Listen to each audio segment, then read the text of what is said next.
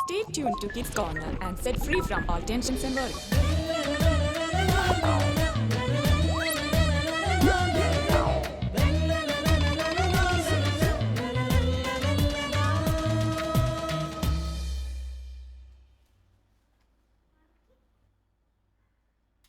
നിന്നോടൊരു കാര്യം പറയണമെന്ന് വിചാരിച്ചിരിക്കണേനു.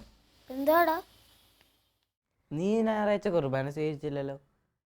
അത് നീ കണ്ടായിരുന്നോ? കാറ്റിസം ക്ലാസ്സിൽ ടീച്ചർ പറഞ്ഞിട്ടുള്ളതല്ലേ എല്ലാ ഞായറാഴ്ചയും കുർബാന സ്വീകരിക്കണമെന്ന്.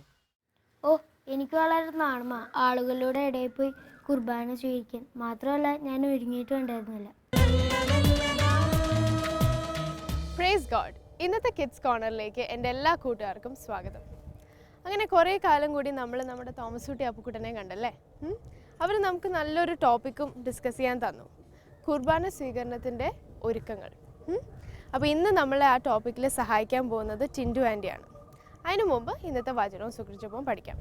ഇന്നത്തെ വചനം ഇതാണ്. വിശുദ്ധ പൗലോസ് കൊറിന്തോസുകാർക്ക് എഴുതിയ 1-ാം ലേഖനം 11-ാം അധ്യായം 28-ാം വാക്യം. ഓരോരുത്തരും ആത്മശോധന ചെയ്തതിന് ശേഷം ഈ അപ്പം ഭക്ഷിക്കുകയും പാത്രത്തിൽ നിന്ന് പാനം ചെയ്യുകയും ചെയ്യട്ടെ. ഒന്ന് റിപ്പീറ്റ് ചെയ്യോ. ഓരോരുത്തരും ആത്മശോധന ചെയ്തതിന് ശേഷം ഈ അപ്പം ഭക്ഷിക്കുകയും പാത്രത്തിൽ നിന്ന് പാനം ചെയ്യുകയും ചെയ്യട്ടെ. ഇനി സുഗർജപം. ഈശോയെ ഞങ്ങളെ ശുദ്ധീകരിക്കണമേ.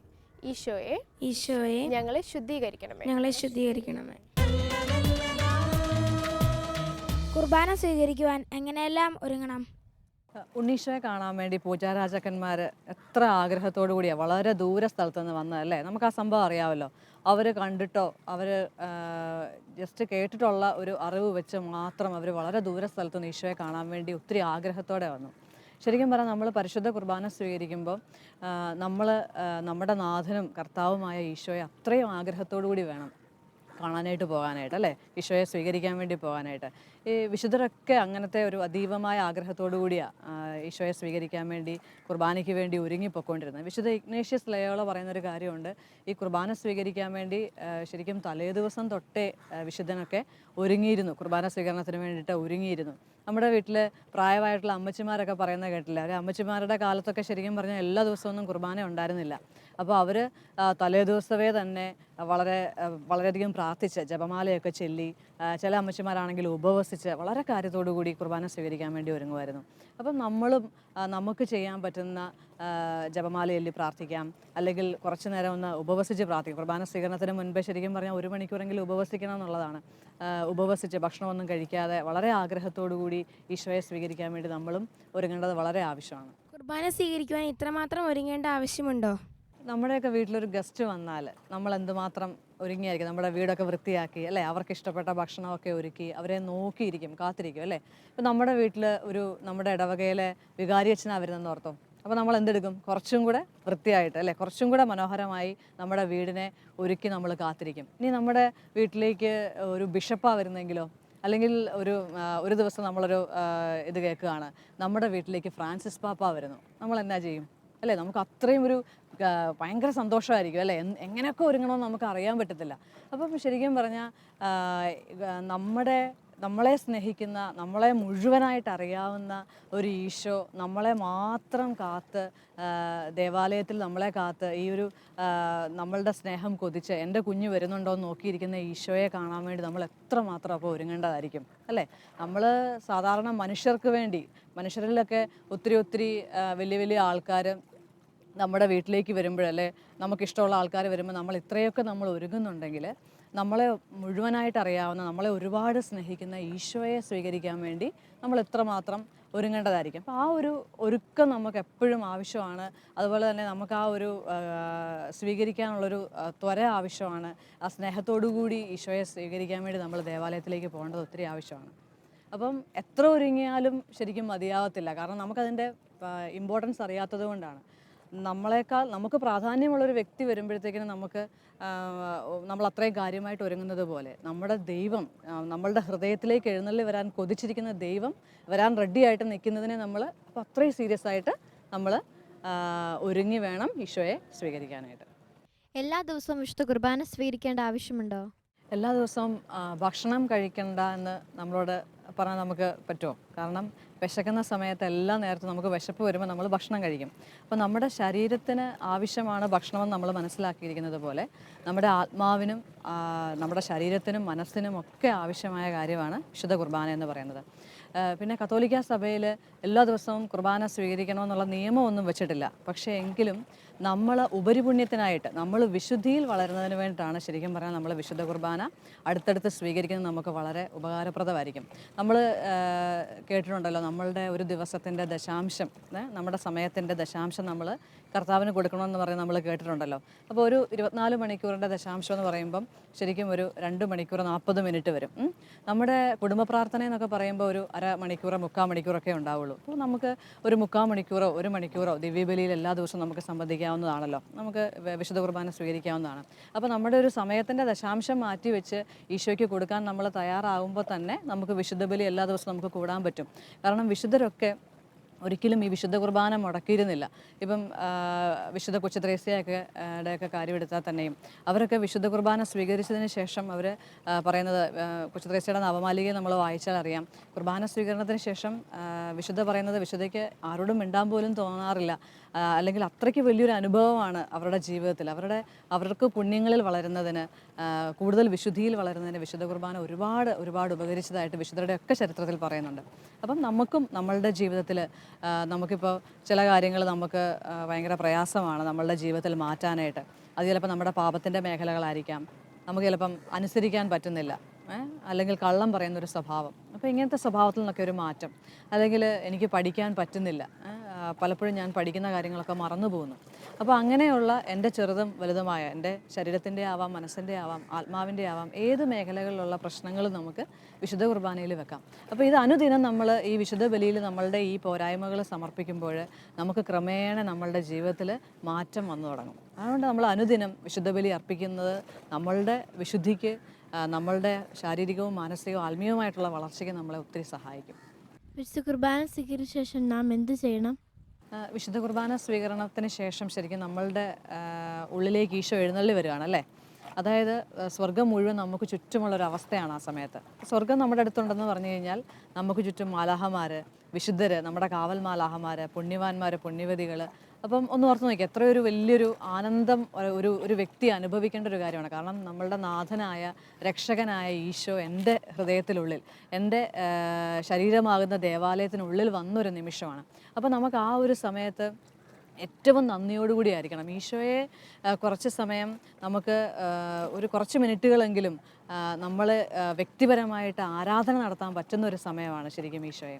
ആ ഒരു സമയങ്ങളിൽ നമ്മളൊരു കുറേ ആവലാതികളും പരാതികളും ഒക്കെ പറയാതെ ഈശോയെ ഞാനങ്ങനെ സ്നേഹിക്കുന്നു എന്ന് നമുക്കൊന്ന് റിപ്പീറ്റ് ചെയ്യാൻ പറ്റുവാണെങ്കിൽ ഒത്തിരി നല്ലതായിരിക്കും. ഈശോ ഞാൻ തന്നെ സ്നേഹിക്കുന്നു എന്നൊക്കെ. പിന്നെ ഈ വിശുദ്ധ കുർബാന എന്ന് പറഞ്ഞാൽ ഒരു ഏറ്റവും ബെസ്റ്റ് മെഡിസിനാണ് ശരിക്കും.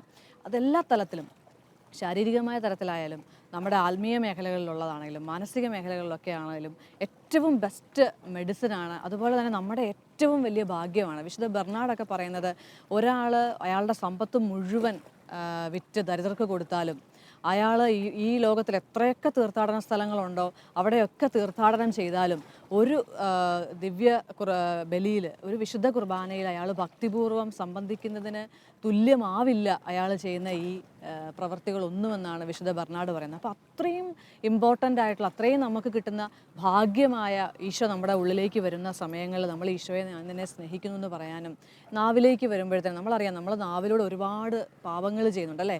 മറ്റുള്ളവരെ കളിയാക്കിയും കുറ്റം പറഞ്ഞും അല്ലേ, അങ്ങനെ നാവിലൂടെ നമ്മൾ എന്തൊക്കെ പാപം ചെയ്യുന്നുണ്ട്. ഈ നാവിലൂടെ എൻ്റെ ഈശോ എൻ്റെ നാവിനെ വിശുദ്ധീകരിക്കണമെന്ന് പറയാനും, എൻ്റെ ശരീരത്തിൻ്റെ എല്ലാ ഭാഗങ്ങളിലേക്കും ഈശോ അല്ലേ അങ്ങ് ഈശോ നമ്മളിൽ ലയിച്ചു ചേരുകയാണ്. അപ്പോൾ എൻ്റെ ശരീരത്തെ മുഴുവൻ വിശുദ്ധീകരിക്കാനും നമ്മളെ പൂർണ്ണമായിട്ട് ഈശോയ്ക്ക് സമർപ്പിക്കാനും ഒക്കെ നമ്മൾ ശ്രമിക്കുന്നത് നല്ലതാണ്. പിന്നെ നമ്മളൊരു കാര്യം, ഈ വിശുദ്ധ കുർബാന സ്വീകരിച്ച് കഴിഞ്ഞിട്ട് സ്വീകരിച്ച് കഴിഞ്ഞിട്ട് നമ്മൾ പുറത്തോട്ട് ഇറങ്ങുമ്പോഴത്തേക്കിനും നമ്മൾ വേറൊരു മനുഷ്യനായിട്ട് മാറുമല്ലോ. നമ്മൾ ഈശോയായിട്ട് തന്നെ മാറുവാണ്, അല്ലെങ്കിൽ ഈശോയുടെ സ്വഭാവത്തിൻ്റെ പ്രത്യേകതകളാണ് നമ്മൾ കാണിക്കേണ്ടത്.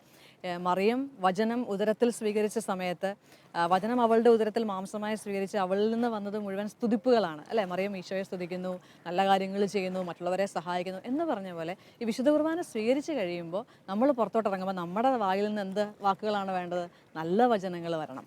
മറ്റുള്ളവരെ പ്രോത്സാഹിപ്പിക്കാൻ വരണം, മറ്റുള്ളവരെ സ്നേഹിക്കുന്ന വചനങ്ങളായിരിക്കണം, മറ്റുള്ളവരെ കുറ്റം പറയുന്ന ഒരാളായിട്ട് നമ്മൾ മാറരുത്, നമ്മൾ പാപം ചെയ്യാതിരിക്കണം. അപ്പം അങ്ങനെ എൻ്റെ ആ ഒരു ദിവസത്തെ മുഴുവൻ ക്രമീകരിക്കുന്നത് ഈ ഒരു വിശുദ്ധ കുർബാനയിൽ എനിക്ക് കിട്ടിയ ഈശോയുടെ സാന്നിധ്യമാണെന്നുള്ള ആ ഒരു വിചാരത്തോടു കൂടി വേണം നമ്മൾ ഈശോയെ ഉള്ളിൽ കൊണ്ടു നടക്കാനായിട്ട്. വിശുദ്ധ കുർബാന സ്വീകരിക്കുമ്പോൾ നമ്മളിൽ എന്തൊക്കെ മാറ്റങ്ങൾ ഉണ്ടാകുന്നു? വിശുദ്ധ കുർബാന സ്വീകരിക്കുമ്പോൾ നമ്മൾ എന്തുമാത്രം ആഗ്രഹത്തോടു കൂടിയാണ്, അല്ല എന്തുമാത്രം വിശ്വാസത്തോടു കൂടിയാണ് നമ്മൾ സ്വീകരിക്കുന്നത് അനുസരിച്ചായിരിക്കും നമ്മുടെ ജീവിതത്തിൽ മാറ്റങ്ങൾ ഉണ്ടാകുന്നത്. ഈ സ്വീകരിക്കുന്ന ഈശോ എൻ്റെ ജീവിതത്തിൽ മാറ്റങ്ങൾ ഉണ്ടാക്കാൻ ശക്തനാണെന്നുള്ളൊരു വിശ്വാസം നമുക്കുണ്ടെങ്കിൽ നമ്മുടെ ഏതൊക്കെ പ്രശ്നങ്ങളാണോ ആ പ്രശ്നങ്ങളിലൊക്കെ നമുക്ക് മാറ്റമുണ്ടാകും. നമ്മൾ ഏതൊക്കെ വിഷമസന്ധികൾ നമ്മൾ ഈശോയോട് പറഞ്ഞോ അതിലൊക്കെ നമ്മൾ മാറ്റങ്ങളുണ്ടാവും. ഒരുപാട് പേർക്ക് ഈ വിശുദ്ധ കുർബാന സ്വീകരിച്ചതിൻ്റെ ഫലമായിട്ട് രോഗങ്ങൾ പോലും സൗഖ്യപ്പെട്ട, അല്ലെങ്കിൽ ഒത്തിരി തഴക്കദോഷങ്ങൾ എന്ന് പറയുമ്പോൾ അവരെത്ര ശ്രമിച്ചിട്ടും അവർക്ക് ഈ ഒരു പാപാവസ്ഥയിൽ നിന്നൊക്കെ മാറാൻ പറ്റാത്ത അവസ്ഥകളിൽ നിന്നൊക്കെ ഉണ്ടായതായിട്ട് ശരിക്കും സാക്ഷ്യപ്പെടുത്തുന്നുണ്ട്. ഒരു ചേട്ടൻ പറഞ്ഞ ഒരു സാക്ഷ്യം ഞാൻ ഈ സമയം ഞാനൊന്ന് പങ്കുവയ്ക്കാം. കുഞ്ഞുനാൾ മുതൽ ആ ഒരു ചേട്ടനുണ്ടായിരുന്ന ഒരു അസുഖമാണ്. എന്തെങ്കിലും ഇപ്പം ഒന്ന് വീണ് പുള്ളിയുടെ ശരീരത്തിൽ ഒരു മുറിവുണ്ടാവുകയാണെങ്കിൽ ഒരിക്കലും ബ്ലഡ് ഇങ്ങനെ ക്ലോട്ട് ആവത്തില്ല, ബ്ലഡ് ഇങ്ങനെ പൊക്കോണ്ടേയിരിക്കും.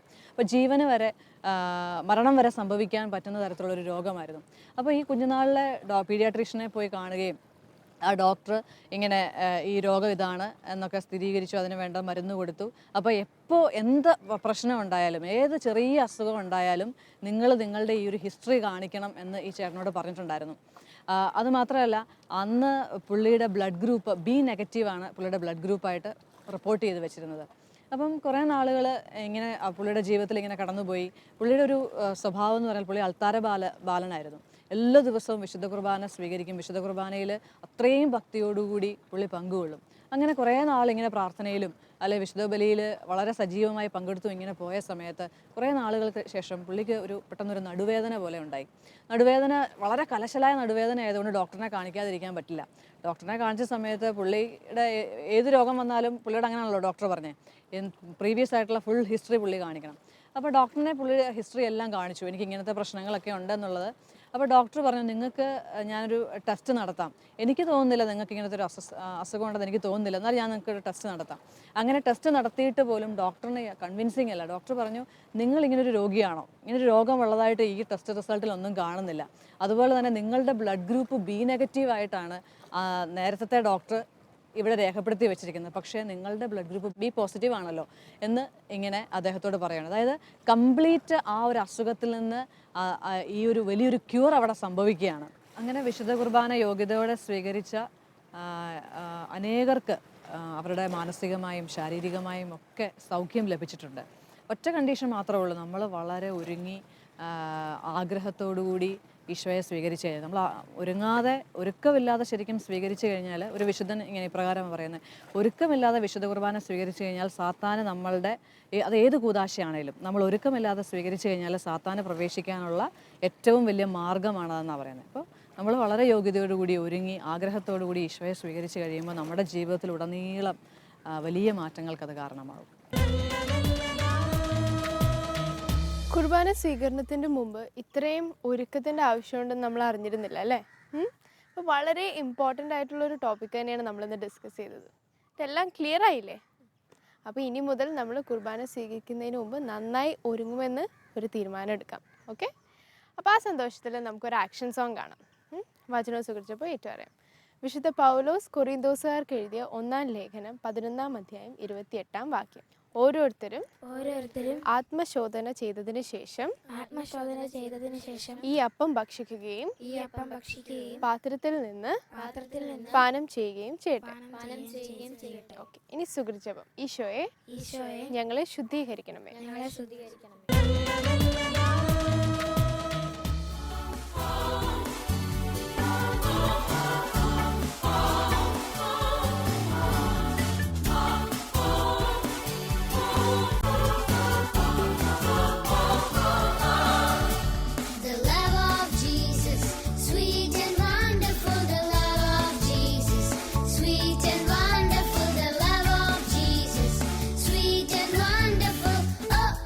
Wonderful love.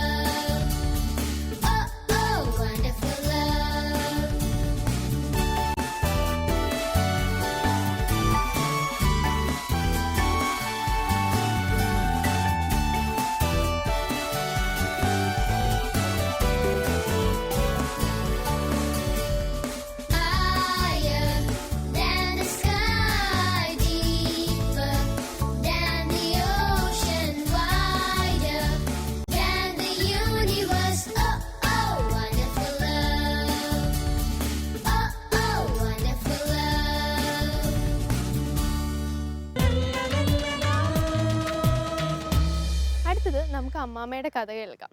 അമ്മാമ്മ ഇന്ന് പറഞ്ഞുതരാൻ പോകുന്ന പരിശുദ്ധ വ്യാകുല മാതാവിൻ്റെ ഗബ്രിയേലിനെ കുറിച്ചാണ്. അപ്പോൾ നമുക്ക് വേഗം വചനവും സുഖിച്ചപ്പോൾ ഏറ്റുപറയാം. വിശുദ്ധ പൗലോസ് കൊറിന്തോസുകാർക്ക് എഴുതിയ 1-ാം ലേഖനം 11-ാം അധ്യായം 28-ാം വാക്യം. ഓരോരുത്തരും ആത്മശോധന ചെയ്തതിനു ശേഷം ഈ അപ്പം ഭക്ഷിക്കുകയും പാത്രത്തിൽ നിന്ന് പാനം ചെയ്യുകയും ചെയ്യട്ടെ. ഓക്കെ, ഇനി സുഹൃജപം. ഈശോയെ ഞങ്ങളെ ശുദ്ധീകരിക്കണമേ.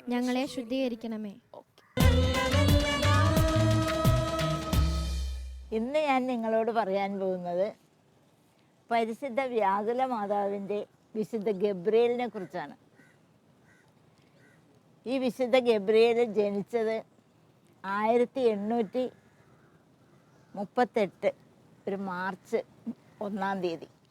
അന്ന് തന്നെ അവന് ജ്ഞാനസ്നാനം കിട്ടി. വേറൊരു പ്രത്യേകത കൂടിയുണ്ട്. അതായത് അന്നേ ദിവസം, അതായത് 600 വർഷങ്ങൾക്ക് മുൻപ് അന്നേ ദിവസം തന്നെ ജ്ഞാനസ്നാനം കിട്ടിയ മറ്റൊരു വ്യക്തിയാണ് നമ്മുടെ ഫ്രാൻസിസ് അസീസി. ഇവൻ വളരെ സുമുഖനായിരുന്നു. ഫ്രാൻസിസ് ഏതാണ്ട് 4 വയസ്സായപ്പോൾ അവൻ്റെ അമ്മയും 4 സഹോദരങ്ങളും മരിച്ചു. പിതാവ് ഇറ്റലിയിലെ ഉംബ്രിയയിലെ ഗവർണറായിരുന്നു. അമ്മയും മരിച്ച്, മക്കളും 4 പേര് പോയി. ഭാര്യയും 4 മക്കളും മരിച്ചു കഴിഞ്ഞപ്പോൾ ആകെ മാനസികമായി തളർന്ന ആ മനുഷ്യൻ കുടുംബവും അതുപോലെ തന്നെ ജോലിയും എല്ലാം കൂടി കൊണ്ടുപോകാൻ വളരെ വിഷമം തോന്നി. പക്ഷെ നല്ല ദൈവഭക്തനായിരുന്നു. അങ്ങനെ ഇരിക്കുമ്പോൾ പെസഫിഷ്യ എന്ന് പറഞ്ഞ ഒരു സ്ത്രീ സഹായത്തിനെത്തി. നല്ലൊരു പക്വതയുള്ള ഒരു സ്ത്രീ, എല്ലാം നോക്കി ചെയ്യാനുള്ള നല്ല വൈദഗ്ധ്യമുള്ള ഒരു സ്ത്രീ. അപ്പോൾ അത് വലിയ സന്തോഷമായി. അങ്ങനെ ഇരിക്കുമ്പോൾ ഈ ഫ്രാൻസിസ് നല്ല മിടുക്കനായിരുന്നു. എല്ലാ കാര്യത്തിലും നല്ല ചുറുചുറുക്കുള്ള ഒരു കുട്ടിയായിട്ടാണ് വളർന്നു വന്നത്. അവന് നല്ല സ്വഭാവ ഗുണങ്ങളെല്ലാം ഉണ്ടായിരുന്നു. അതായത് ദയ, സ്നേഹം, കരുണ, ക്ഷമ, ഇതൊക്കെ അവൻ്റെ മുതൽക്കൂട്ടായിരുന്നു. എങ്കിലും സാധാരണ കുട്ടികളെപ്പോലെ അവനും ചില ചെറിയ ചെറിയ കുറുമ്പുകളൊക്കെ ഉണ്ടായിരുന്നു, അനുസരണക്കേടുണ്ടായിരുന്നു. അപ്പോഴൊക്കെ തിരുത്താനായിട്ട് ഈ അമ്മ ശ്രമിക്കുമ്പോൾ അവൻ ആദ്യം പിണങ്ങി മാറും. അതിനുശേഷം അപ്പം തന്നെ വന്ന് കെട്ടിപ്പിടിച്ചുകൊണ്ട് ക്ഷമ പറയും. അങ്ങനെ ഒരു പ്രത്യേകത കൂടി ഉണ്ടായിരുന്നു. അപ്പോൾ ആ കുടുംബാംഗങ്ങളെല്ലാവരും വളരെ സ്നേഹത്തിലും ഐക്യത്തിലും സന്തോഷത്തിലും കഴിയാൻ തുടങ്ങി.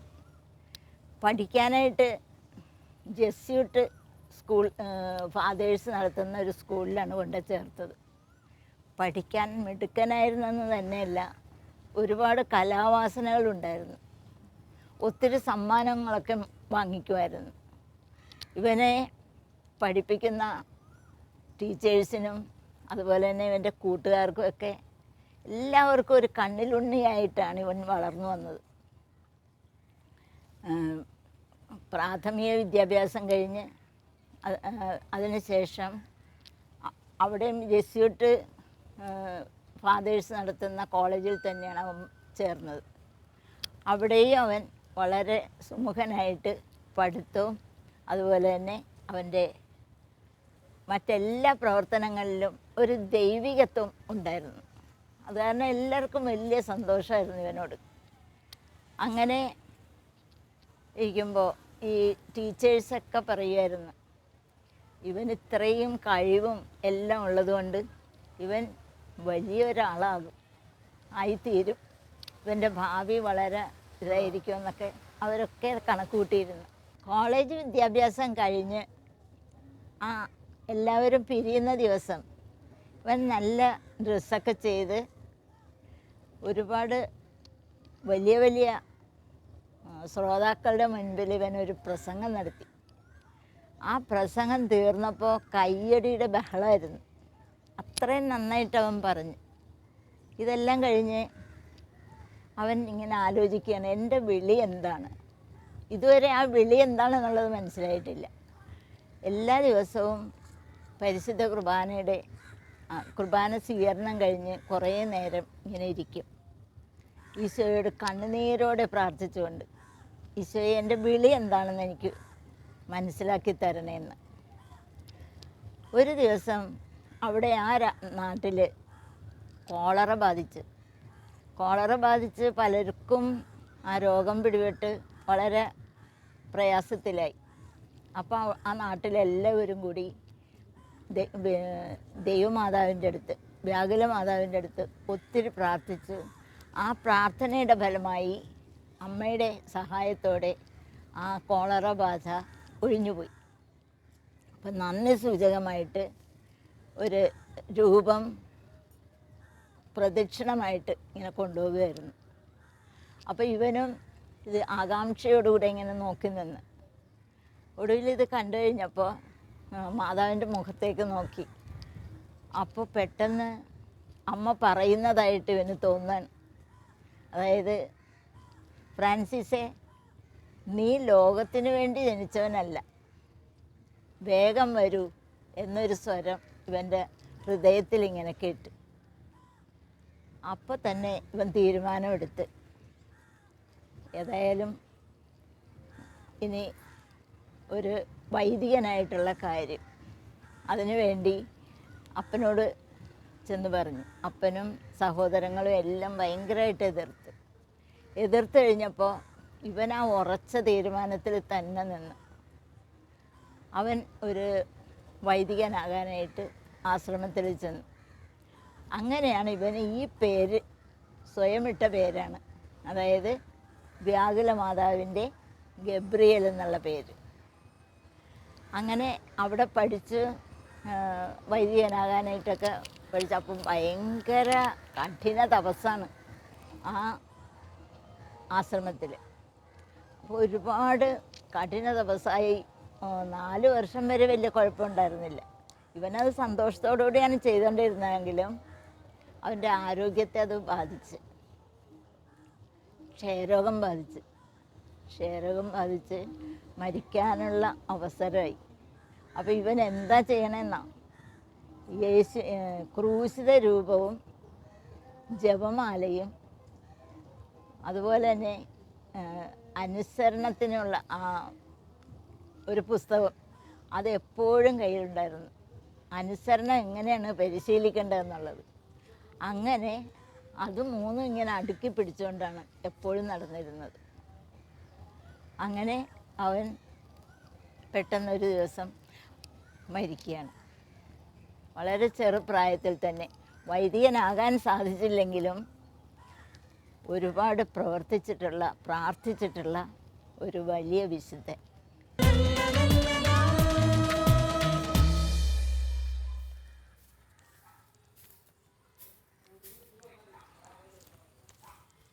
ഇപ്പോൾ ഈ വിഷ്വലിൽ കണ്ടു, നമ്മൾ ഒരു കുട്ടി നല്ലൊരു കാര്യം ചെയ്യുമ്പോൾ മറ്റൊരു കുട്ടി കളിയാക്കിയിട്ട് പോയി. അതെന്തുകൊണ്ടാണ്? നമ്മുടെ നാട്ടിൽ മിക്ക ജോലികളും, ഒരുവിധം ജോലികൾ സ്ത്രീകൾ മാത്രം ചെയ്യേണ്ടതെന്നൊരു തെറ്റിദ്ധാരണയുണ്ട് അല്ലേ? പക്ഷെ അങ്ങനെ ഉണ്ടോ? ഇല്ല. എല്ലാ ജോലികളും എല്ലാവർക്കും ചെയ്യാം. അങ്ങനെ ഒരു ജോലി ചെയ്യുന്നതിൽ ലജ്ജിക്കേണ്ട ആവശ്യമില്ല. ഓക്കെ, അപ്പോൾ ഇന്നത്തെ എപ്പിസോഡ് ഇവിടെ കഴിഞ്ഞു. നമ്മൾ നല്ലൊരു ടോപ്പിക്കിനെ കുറിച്ച് ഡിസ്കസ് ചെയ്തു അല്ലേ? ക്ലിയർ ആയോ ഡൗട്ട്സൊക്കെ? ഓക്കെ, അപ്പോൾ നമുക്കൊന്നും കൂടെ വചനവും സുഖിച്ചപ്പോൾ ഏറ്റുപറയാം. വിശുദ്ധ പൗലോസ് കൊറിന്തോസുകാർക്ക് എഴുതിയ 1-ാം ലേഖനം 11-ാം അധ്യായം 28-ാം വാക്യം.